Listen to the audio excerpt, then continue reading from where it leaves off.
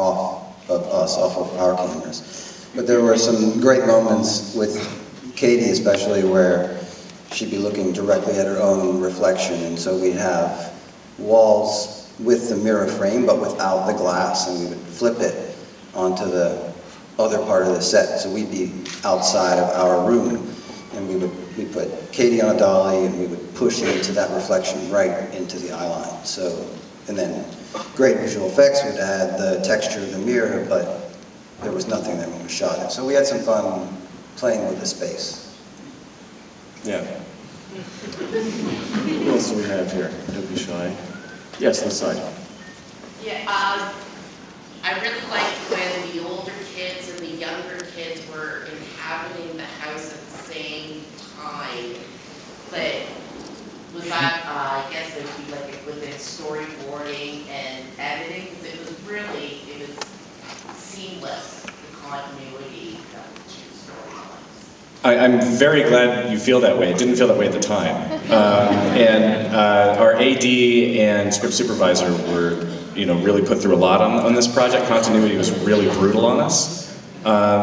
The idea to actually, the original script had everything happening in the present in the basement of the auction house and everything in the past happening in the family home. And it was actually Mark Evans at Intrepid, one of our producers, who had suggested early in the development process of the script to just set them both in the house, which made it for a whole other, way more dynamic film. We had kind of exhaustively shot-listed those sequences together in the weeks that we had of prep, so we knew when the camera would have to hand off from one actor to the next.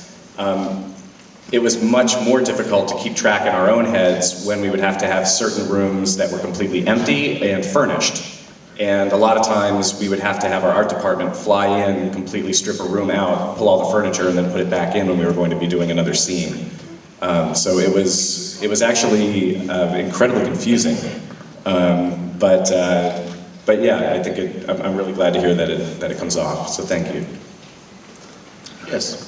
Okay, so I thought this was a very effective film, and the single setting and the mind tricks kind of reminded me of the film 1408 from a few years ago. So I was wondering, what were your influences in making this film? 1408 is one of my favorite short stories of all time. I adore that story. Other influences for this one were Brad Anderson's Session 9, which I think is an incredible exercise in minimalist horror. The Shining, and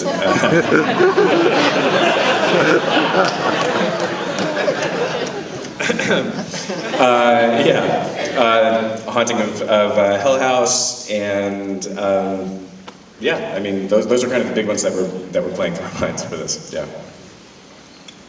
Yes. How elaborate did you write the history of the mirror, and how did you envision it actually coming into being? Oh wow. We wrote a little more about the history of the mirror than made the film. That sequence, which runs about 13 minutes, is lifted almost verbatim from the short. And that was kind of something going into the project we were really nervous about. How could we carry people's attention for that long when it's really just a character talking? So Karen Gillan actually spent most of her time in prep working on that scene, and I think absolutely just devastated it. I mean, she did a great job. And are you asking what I think about where the mirror originated from, like way back? Yeah, did you write an origin story that didn't make the cut? We did not write an origin story, and the reason why is for us, we always think evil is scarier the less you know about it. We feel that evil is in the world, and we try very hard to understand it.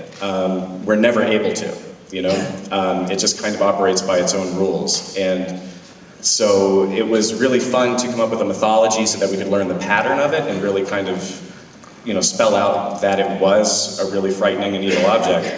But we didn't want to reveal too much about its origin because we thought it would be way scarier to just leave that unanswered. We've got time for one more question, so in the middle on the right there.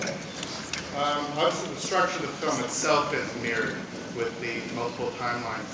How close during shooting, editing, and even back to the writing stage did you conform to the structure How much did it change in post? And where's the mirror now?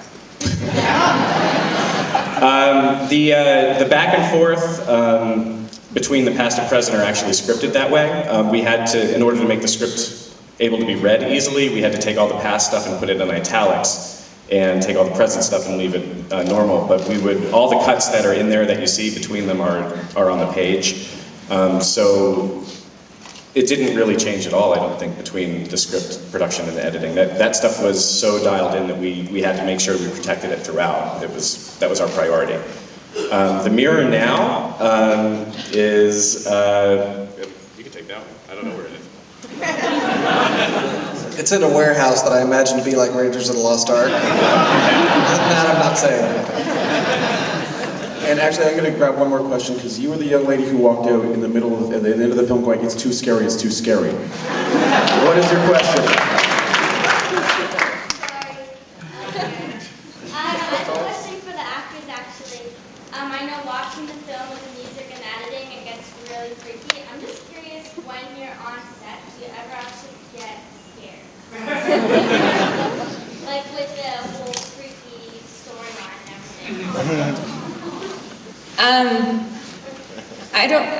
Personally, scary movies really scare me. I'm like you, like I usually walk out or have to watch like South Park right after or something. Make sure my fiance is like in town or in a hotel room is a great place because you know you're safe because people can hear you scream. So I'm not good with horror movies. So I usually try to just like, make fun of the whole process. And we actually, in my entire getup, Marie made a dating video for Match.com. And I still have it, and I showed my parents the other day, and they were like, that is so wrong on so many levels. So I think I try and make light of everything, because I think if you actually, in the moment where like I'm actually strangling children, it would be a little too intense for me, and I'd probably go home and have nightmares and go to church or something.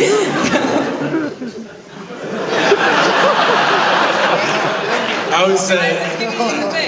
would say if there was a movie beyond the cut, if they filmed after the cut of each take, it would be a comedy. Because we laughed so much on this film, because everything was so incredulous and funny, and working with these guys was so funny after every take. So I didn't think it was that scary. I mean, at the time, there's no music, there's a bunch of crew, you're looking like an idiot with blood in your mouth, or, on the floor, kind of trying to work for this thing. And I don't know, like the sound of this movie the score was amazing. Whoever did that, thank you. Archie Post and Taylor is in the audience. Realize that it all comes together,